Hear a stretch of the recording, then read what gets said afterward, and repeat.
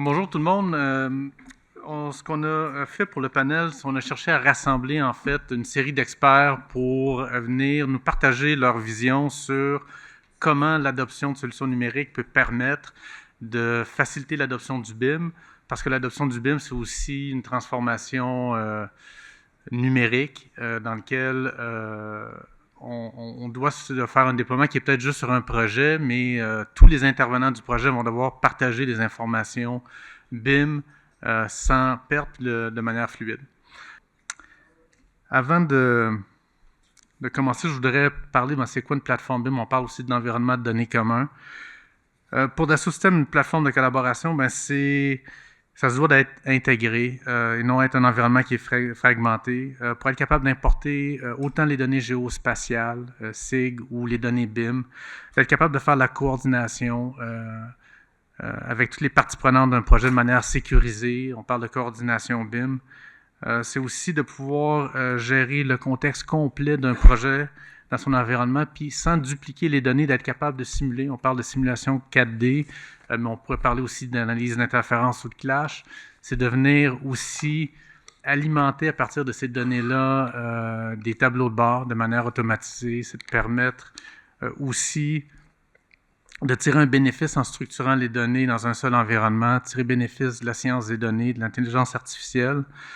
Puis on dit souvent BIM, Building Information Modeling, mais quand on parle de plateforme de collaboration BIM, c'est surtout du Building Information Management, parce qu'un des défis de l'adoption du BIM ou de pratique BIM, c'est de pouvoir s'assurer de gérer ces informations-là de manière complète et précise tout au long du cycle de vie du projet puis de l'actif. Donc, pour commencer, en fait, pour lancer la discussion, on va se garder un 5-10 minutes à la fin pour répondre à vos questions. J'aimerais commencer avec toi, Emmanuel, d'avoir la perspective d'un donneur d'ordre public sur comment les informations BIM vous permettent de manière concrète d'améliorer la communication et la collaboration sur la coordination d'un nouveau projet.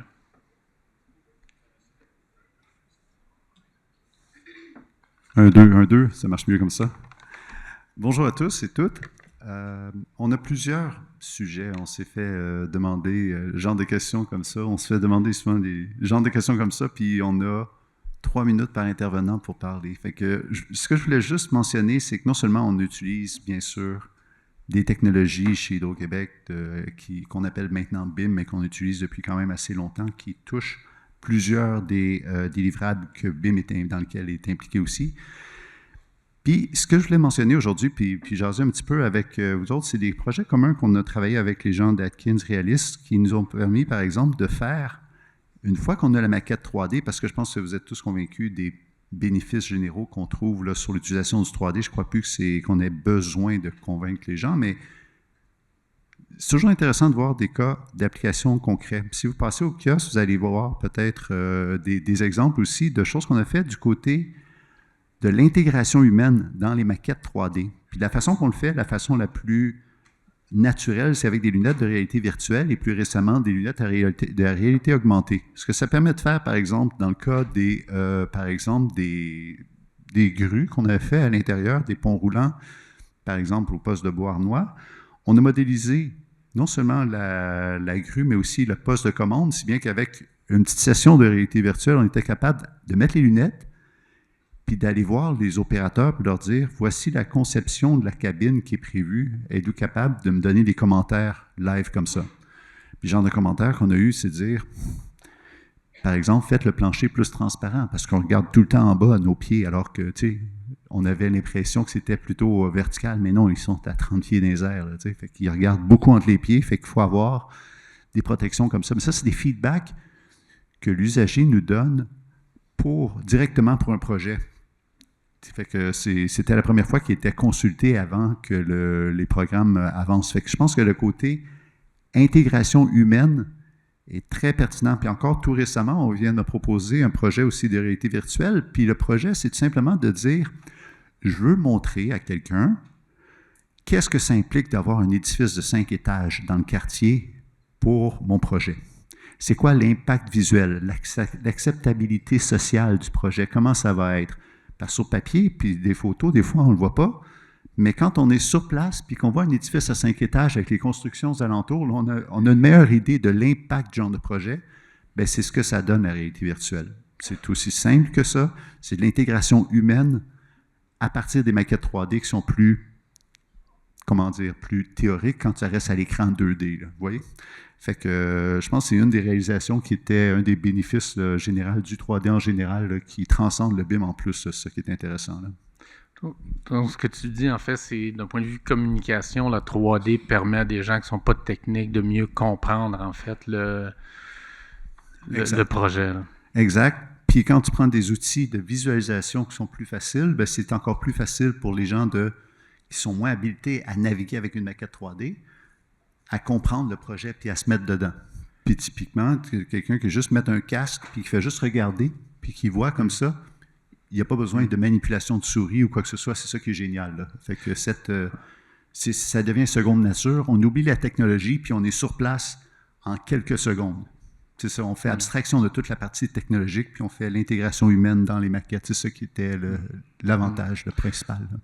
Puis l'impact d'un point de vue collaboration, moi, je ne sais pas, Marcus, d'un point de vue Atkins réaliste, là, est-ce que ce type d'exercice-là ou de pratique BIM vraiment aide à la collaboration? Oui, absolument. Excuse, je vais juste m'ajuster, pas parler trop fort. Juste à revenir un petit peu en arrière, je te dirais, ça fait quoi, une vingtaine d'années qu'on baigne là-dedans, qu'on monte cet environnement-là. Environ ça, sinon plus que ça. Dans le temps, on appelait ça quoi, le PLM? En tout cas, tout ça pour dire que ça existe encore? OK.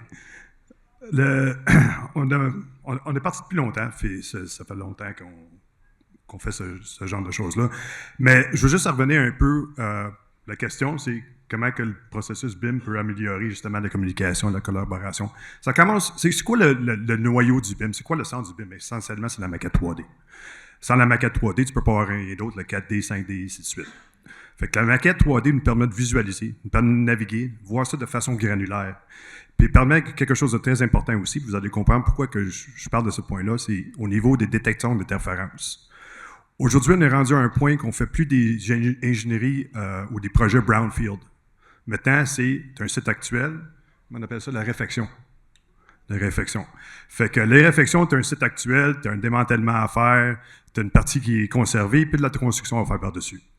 Fait que la maquette, hier, cette maquette-là, tu es rendu avec 3 maquettes. Une maquette de construction, une maquette de démantèlement, puis une maquette de qu'est-ce qui reste à la fin. Puis il faut tout attacher ça ensemble pour faire ta détection d'interférence avec. Puis une chose de plus aussi avec les projets d'Hydro-Québec maintenant, c'est divisé par l'eau. Les travaux sont divisés par l'eau maintenant. Fait que c'est un exemple d'un lot, ça peut être un agrandissement d'une porte, par exemple, ou ça peut être de la modernisation du système électrique, et ainsi de suite. Les sous-contrats, exactement. Puis des fois, les sous-contrats, ils roulent en même temps aussi. Fait que ça ajoute à la complexité de tout ce processus-là de détection d'interférence. Fait que je veux en venir avec ça, c'est pas de maquette, mais tu peux pas aller plus loin, aller faire toutes les détections d'interférences, de visualisation, et ainsi de suite. Ça, c'est quelque chose de très important parce que des fois, les lots aussi se chevauchent. Par exemple, tu peux avoir un lot qui empêchera peut-être quelque chose d'autre de se produire sur un autre lot, un empêchement. Fait que c'est là où le processus BIM, ça amène tout le monde ensemble, justement, les différentes disciplines, que ce soit civil, électrique, et ainsi de suite, pour se coordonner ensemble, justement, pour être sûr et certain que quand ça arrive sur le chantier, qu'on n'a pas nécessairement de problème, si tu veux. Puis, donc, tu parles de maquette ou de modèle BIM.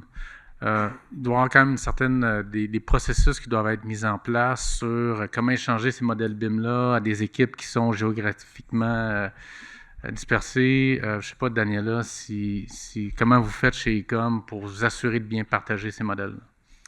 En fait, le partage d'informations va débuter beaucoup par installer une plateforme qui est partageable via le web. Tout le monde y a accès, donc un environnement de données commun, EDC en français. Puis tout ça, c'est accessible, étant donné que c'est web, c'est accessible de manière géographiquement, il n'y a pas de barrière. On fait affaire avec l'Amérique nord-sud, l'Europe, donc on a le seul problème, c'est l'horaire. De l'Inde, on leur parle le matin, puis l'Espagne, la France également. Donc, en après-midi, on s'en va vers l'ouest canadien. C'est plutôt une gestion d'horaire dans ce cas-ci. Mais j'aimerais ça te rectifier un petit peu. J'aime pas ça, le mot modèle BIM. Je préfère dire qu'on fait une gestion de la donnée. Et dans l'environnement commun, on incorpore de la donnée digitale, qui peut être un modèle 3D, qui est la bonne terminologie à mon avis.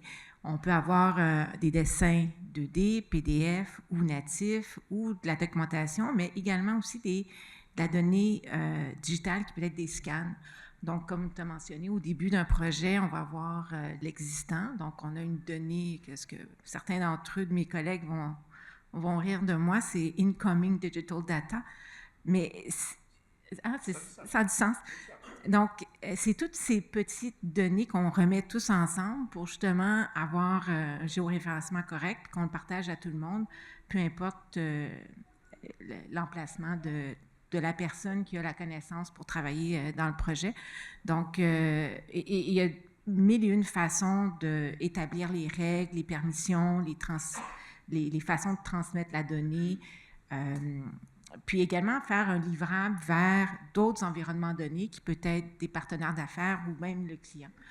Donc, puis ça revient aussi à la gestion de projet pure et simple. On inscrit la donnée une seule fois, puis celle-ci, elle est partageable par la suite. Donc, c'est le même principe d'un processus avec une approche BIM où on a de la donnée créée par des modèles 3D qu'on doit transmettre au suivant de la chaîne, Product Lifecycle Management. Centralisé, exact. Et quand on parle de centraliser, peut-être, j'aimerais savoir l'avis de lieu. Là, quand on arrive là, en chantier, là, c'est le temps d'exécuter puis de construire.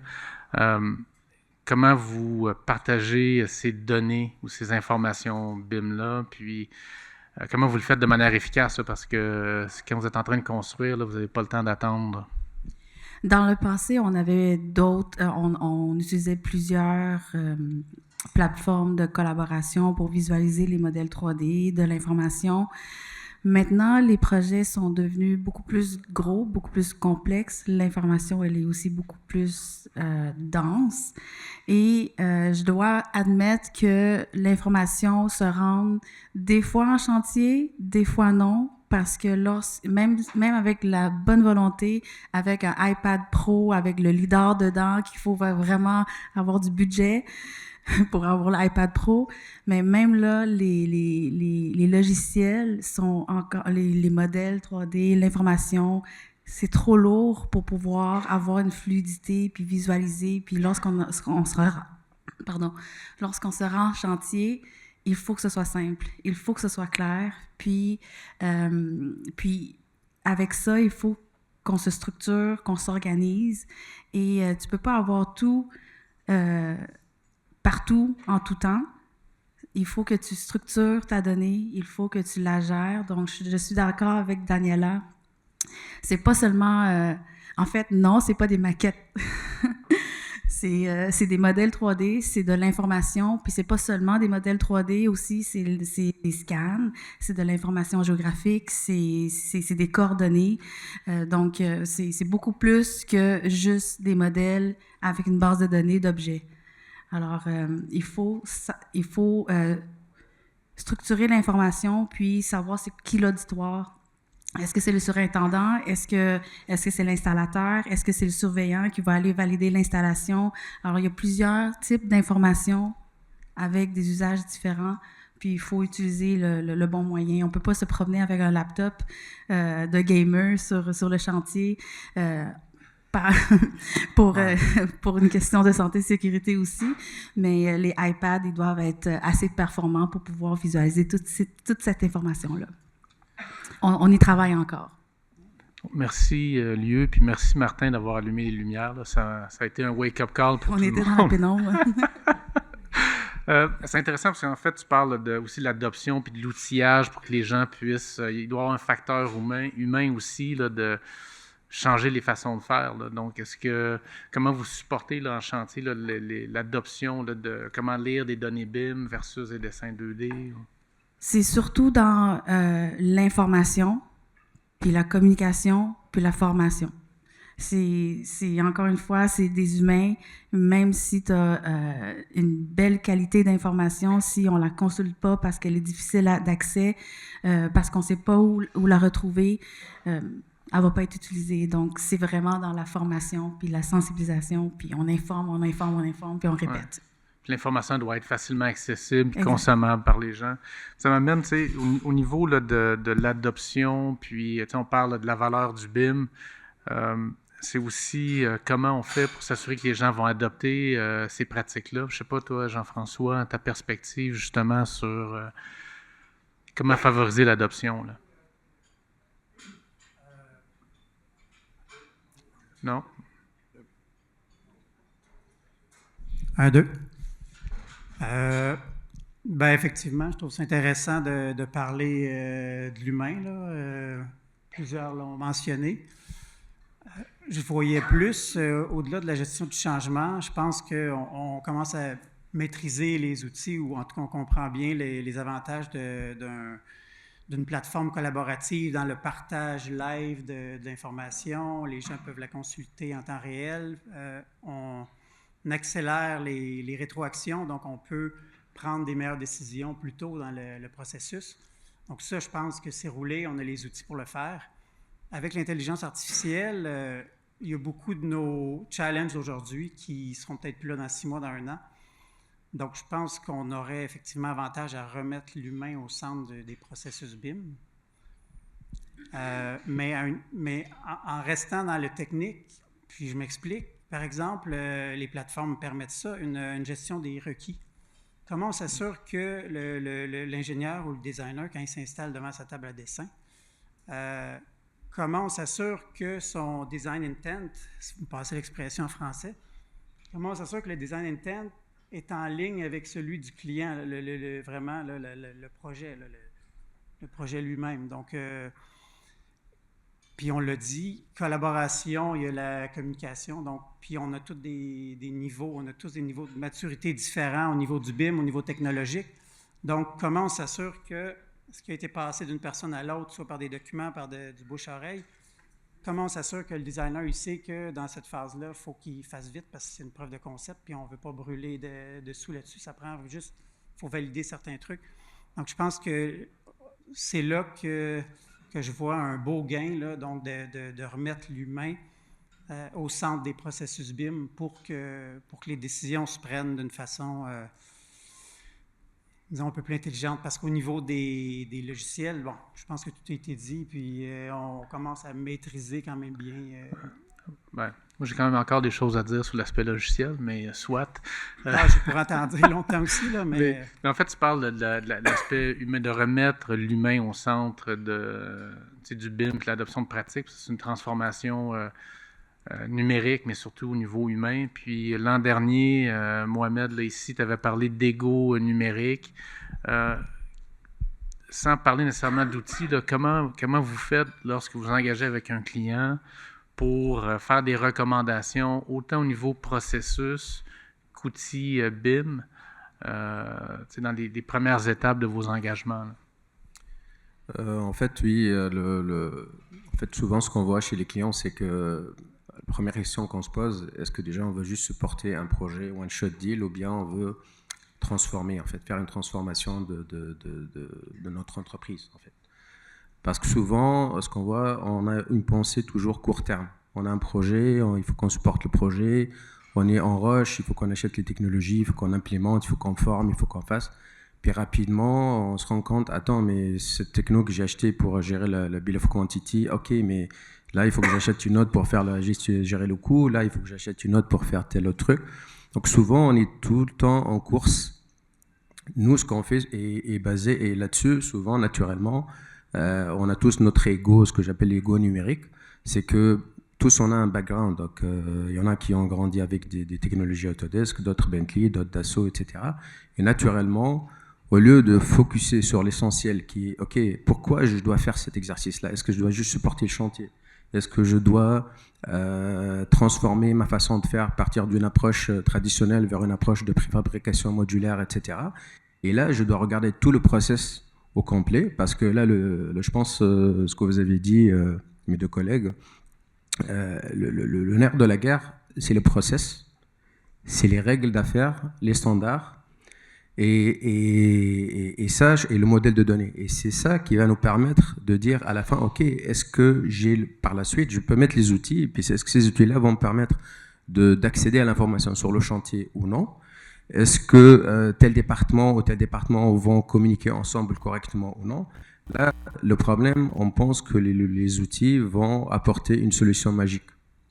Donc, on achète les logiciels, puis ne vous inquiétez pas, ça va régler le problème. Sauf qu'on démarre les projets, puis on assume que les technologies vont régler le problème du process. Mais au contraire, ça aggrave le problème. Et là, on devient tous des informaticiens, puis il faut qu'on code, il faut qu'on scripte, il faut qu'on connecte, il faut qu'on fasse tout. Donc nous, ce qu'on propose aux clients, des premières questions, pourquoi vous cherchez, en fait, est-ce que vous cherchez juste à supporter ce projet ponctuel? Parfait, ok, on va vous supporter. Ou bien vous cherchez à transformer votre business, ok. Et là, on tombe dans un autre domaine qui est plus, c'est quoi les KPI, etc. Par la suite, aujourd'hui, les technologies, on a toute la panoplie de technologies comme tu as dit Jean-François. Et le luxe qu'on a aujourd'hui, c'est qu'ils sont tous quasiment interopérables. Donc je peux connecter les technologies ensemble. Donc là, je vois plus il faut qu'on se déconnecte de cette guerre technologique puis qu'on focus sur le processus. Puis les technologies, de toute façon, sont interopérables. Maintenant, là où il y a des différences dans les technologies, nous, ce qu'on propose, c'est que il y a des technologies qui sont faites pour des besoins ponctuels. Donc, je peux connecter plusieurs technos ensemble pour supporter tout mon process. Ou bien, je peux utiliser des technologies qui sont issues du monde industriel. Okay. C'est quoi la différence? C'est que les technologies, que nous, on appelle des technologies verticales. Ça veut dire que j'achète une techno juste pour faire la partie clash, pour la partie coordination en ligne, une autre pour la documentaire, etc. La différence, c'est que les technologies qui sont issues du domaine industriel, comme ceux, par exemple, de Dassault Systèmes, permettent, on passe plus de temps au début, upfront, de définir nos processus, nos règles de sécurité, le data model, les cycles de vie, etc. Par contre, une fois que c'est mis en place, on a une gouvernance invisible. Donc, on a moins de dépendance par rapport aux êtres humains. Il faut que j'appelle telle personne. Ah, peux-tu débloquer telle pièce? Ah, peux-tu approuver tel truc? Ça part elle-même. Donc, c'est là où je pense, dépendamment de la maturité de nos processus d'affaires, on peut aller vers une approche purement plateforme intégrée, globale, qui gère tous les cycles de vie, etc. Et bien sûr qu'on pourra complémenter par d'autres technos, ou bien on peut faire un genre de combine des technologies ensemble.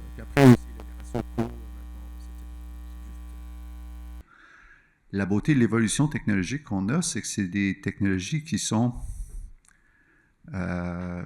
pervasive, qu'on dit en anglais. Autrement dit, ça rentre de façon ainsi, sans qu'on s'en rende compte finalement. Là. Puis c'est ce qui est la beauté de certaines de ces technologies. Il ne faut pas que ce soit qu'on ait besoin d'avoir des gens d'IT. Je pense que c'est extrêmement intéressant, cet aspect-là. À chaque fois qu'on veuille accéder à quelque chose ou qu'on ait de nous tenir la souris parce que c'est un autre logiciel, puis une nouvelle version, puis on n'est pas capable d'utiliser, puis on a besoin d'un expert pour valider. Il faut rendre ça d'une façon ou de l'autre le plus simple pour l'utilisateur, pour les gens qui consultent, les gens qui sont pas nécessairement dedans, qui ont juste besoin d'une petite gourde de potion magique, puis comme vous le voyez, qui ne sont pas tombés dedans quand ils étaient petits, autrement dit. Je pense que c'est ça qui est le point le plus important, puis qui devrait être l'évolution dans les prochaines années, l'accessibilité à toutes ces technologies-là à tout le monde. Quand je dis tout le monde, c'est autant à l'interne qu'à l'externe de l'entreprise, parce qu'on peut servir de ça pour les communications, pour plusieurs utilisations. Puis tout ça, ça découle de l'utilisation du 3D puis des solutions BIM là, qu'on utilise à la base, parce que c'est la source aussi.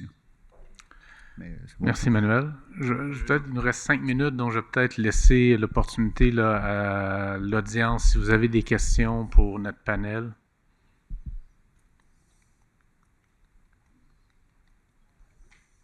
Pas de questions. Donc, vous êtes tous d'accord avec ça. Je pense que c'est un point qui est intéressant. Y a-t-il quelqu'un qui a une question? Kevin? J'aime ça pointer.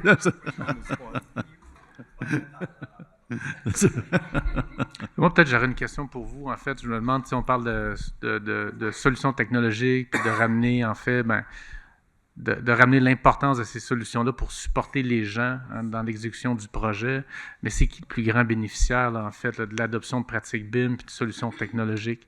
Est-ce que c'est les gens? Est-ce que c'est les firmes d'ingénierie? Est-ce que c'est les donneurs d'ordre public? Qui tire le plus grand bénéfice d'adopter du BIM? Là? Mohamed, si tu veux. Oui. En fait, tous, ils sont, dépendamment comment ils vont voir la chose, mais principalement, c'est les donneurs, donc les propriétaires, en fait, c'est les donneurs d'ouvrages, c'est que je dirais les principaux bénéficiaires, mais ils sont bénéficiaires sauf dans le cas où on regarde tout le cycle de vie de l'actif. Parce que si on regarde séparément chaque partie du cycle de vie, je fais juste de l'ingénierie, je fais juste de la construction, je fais juste, etc., là, il y a moins de bénéfices pour le donneur d'ouvrage. Bien que chacun a son propre, par exemple, si on regarde le BIM ou pour une firme d'ingénierie ou une firme de construction, oui, il y a des bénéfices. Mais le plus gros bénéficiaire à la fin, c'est le client final. Parce qu'en connectant toute l'information, on met des process au complet, on réalise une continuité digitale, donc il n'y a pas de recréation de données, etc. Puis il y a une capitalisation, puis surtout un transfert vers l'exploitation, qui est vraiment le nerf de la guerre, et c'est là que ça coûte de l'argent. Merci, Mohamed. Daniela? C'est un peu dans le même ordre d'idée, mais on est en 2024 et l'usage des technologies où on a eu un bénéfice pour arriver aux actifs est encore en cheminement. Mais dans des projets où que j'ai travaillé, où il y a autant d'existants que des nouveaux bâtiments, on a des complexités, puis vraiment journalier, c'est quand on a des grosses contraintes techniques, puis on a toute une panoplie d'experts dans différentes disciplines, puis visuellement, on est capable de s'immerser dans une solution, un modèle 3D qui est proche de la réalité, prendre des décisions très importantes et mandater les disciplines de faire les changements étape par étape pour se réasseoir et revalider une solution qui serait probablement définitive, ce qu'on appelle des design options, si on veut, puis facilement avoir des possibilités à offrir aux clients. Mais tout ce processus d'altération permet à ce que plusieurs personnes de différents milieux puissent se mettre ensemble. Moi, j'ai dû manipuler un modèle 3D dans Glue, dans BIM 360 auparavant, et j'étais complètement muette, mais tous les gens parlaient, puis il y en a un qui disait « Hey, va voir le conduit bleu. » Puis c'était faut pas être daltonien, hein? Ça c'est un critère, faut pas être daltonien, mais ça l'amène, mais autant des ingénieurs, des PhD, des grandes personnes qui ont des apports extrêmement importants, autant communiquer avec des gens qui vont faire la modélisation puis qui vont émettre le dessin 2D, etc. Donc, pour moi, au niveau humain, je pense qu'il faut maintenir les rencontres, puis les rencontres, les avoir dynamiques, exactement. Peut-être plus petites, parce que c'est beaucoup plus facile de communiquer, mais ça a été un bénéfice dans le projet. Je trouve qu'on a réglé des problèmes, mais ça a coûté aussi cher, mais bon. Mais ça a été facile de communiquer. Moi, ça a été... Merci, Daniela. Merci à tous nos panélistes. Et puis, je vais céder la parole à Geneviève. Merci beaucoup.